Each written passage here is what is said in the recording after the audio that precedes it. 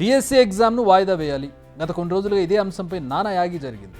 తమకు న్యాయం చేయాలంటూ ఆందోళనలు చేశారు, ఉద్రిక్తతలు పెంచారు. తీరా ఏమైంది? చాలా ప్రశాంతంగా ఎగ్జామ్ స్టార్ట్ అయింది. At the same time high court కూడా అదే అంశంపై విచారణ ప్రారంభించింది. ఇంతకీ ఎగ్జామ్స్ వాయిదాపై హైకోర్టు చెప్పిందేంటి? డిఎస్సిని వాయిదా వేయాలి. గత కొన్ని రోజులుగా తెలంగాణ పాలిటిక్స్లో కాస్త హైలైట్ అయిన అంశం ఇది. నిరుద్యోగులను రెచ్చగొట్టే ప్రయత్నం జరిగింది, కానీ తీరా ఏమైంది? షెడ్యూల్ ప్రకారం ఎగ్జామ్స్ స్టార్ట్ అయ్యాయి. అభ్యర్థులంతా ప్రశాంతంగా ఎగ్జామ్స్ రాస్తున్నారు. అయితే ఎగ్జామ్స్ ప్రారంభం అవ్వడానికి ఒక్కరోజు ముందు హైకోర్టులో పిటిషన్ దాఖలైంది. అది కూడా ఎగ్జామ్స్ను పోస్ట్పోన్ చేయాలంటూ 10 మంది నిరుద్యోగులు పిటిషన్ వేశారు. దీనిపై హైకోర్టు విచారణ జరిపింది. విచారణ ఆగస్టు 28కి వాయిదా వేసింది.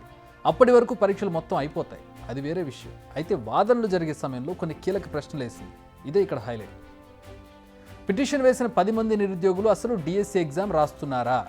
ఇది హైకోర్టు పిటిషనర్ల తరపు న్యాయవాది అయిన రవిచంద్రన్ అడిగిన ప్రశ్న. ఎందుకంటే ఈ 10 మందిలో ఏ ఒక్కరూ కూడా తమ డిఎస్సి హాల్ టికెట్స్ను సబ్మిట్ చేయలేదు.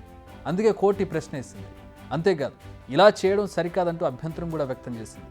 డిఎస్సి ఎగ్జామ్ వాయిదా వేయాలంటూ ఆ ఎగ్జామ్కు సంబంధించిన హాల్ టికెట్ని ఎందుకు ఇవ్వలేదని సూటిగా ప్రశ్నించింది. అయితే గ్రూప్ 1తో పాటు డిఎస్సికి కూడా అప్లై చేశారని కోర్టుకు తెలిపారు వారి తరపు లాయర్.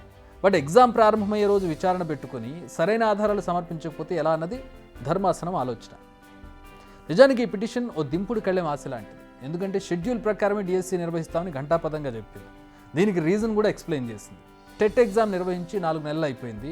ప్రిపరేషన్కి 4 నెలలు సరిపోదా అనేది ప్రభుత్వ పెద్దలు సూటిగా వేసే ప్రశ్న. అంతేకాదు, బీఆర్ఎస్ హయాంలో వేసిన డిఎస్సి నోటిఫికేషన్కే మరిన్ని పోస్టులు పెంచి తిరిగి నోటిఫికేషన్ ఇచ్చారు. అప్పటికి ఇప్పటికీ సిలబస్ ఏం మారలేదు. ఏళ్లుగా ప్రిపేర్ అవుతున్నారు, ఇంకా ఏంటి ఇబ్బంది అంటూ ప్రశ్నించారు. దీనికి ఆందోళనలు చేసే వారి నుంచి సమాధానం లేదు.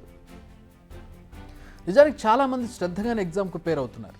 కానీ కొందరు రాజకీయ నిరుద్యోగులు కోచింగ్ సెంటర్ల నిర్వాహకుల డైరెక్షన్లో ఆందోళనలు నిర్వహించినట్టుగా ప్రభుత్వం ఆరోపిస్తోంది. అంతేకాదు, ఆరోపణలు దీక్షలు చేసిన వారిలో చాలామందికి అసలు డిఎస్సి ఎగ్జామ్తో సంబంధమే లేదు. ఈ విషయాన్ని సీఎం రేవంత్ రెడ్డి నేరుగానే ప్రశ్నించారు. ఈ విషయాలు కూడా చాలామంది అభ్యర్థులకు అర్థమైంది. కొన్ని పార్టీలు చేపిస్తున్న డ్రామా అనేది వాళ్ళకి అర్థమయ్యేలా చెప్పగలిగారు. అందుకే చాలామంది అభ్యర్థులు వీటిని ఏమాత్రం పట్టించుకోకుండా ప్రిపరేషన్లో మునిగిపోయారు. ఆగస్టు 5 వరకు విడతల వారీగా ఎగ్జామ్స్ జరగనున్నాయి. ఇప్పుడు అందరి కాన్సన్ట్రేషన్ వాటిపైనే ఉంది. ఇప్పటికే కొన్ని రాజకీయ పార్టీలు వారి భవితవ్యంతో ఆడుకోకుండా కాస్త సమయం పాటిస్తే మంచిదని ప్రభుత్వం అంటోంది.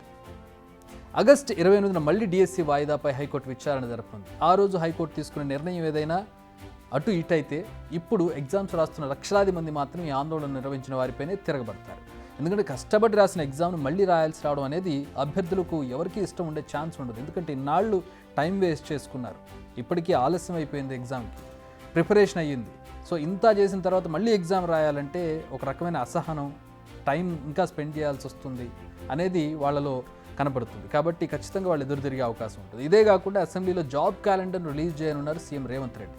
అదే కాకుండా త్వరలోనే మరో డిఎస్సి నిర్వహిస్తామని కాంగ్రెస్ సర్కార్ హామీ ఇచ్చింది. సో నిరుద్యోగులంతా దీనిపై ఫోకస్ చేస్తారు.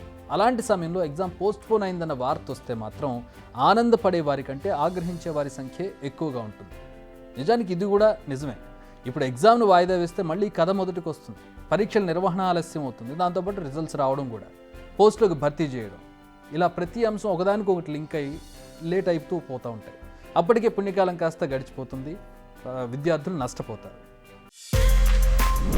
బిగ్ టీవీ అవుట్లుక్ కథనాలు నచ్చితే వెంటనే బిగ్ టీవీ ఛానల్ ను సబ్స్క్రైబ్ చేయండి.